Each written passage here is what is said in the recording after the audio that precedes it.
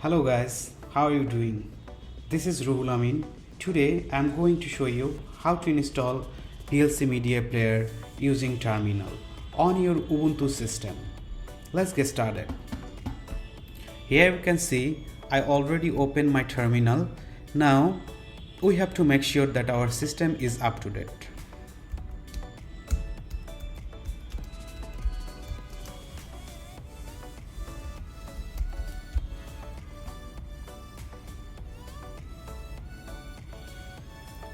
Now you can see my system is up to date.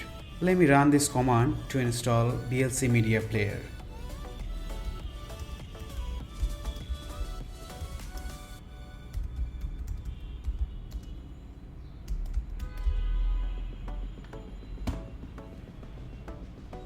It's successfully installed to my system.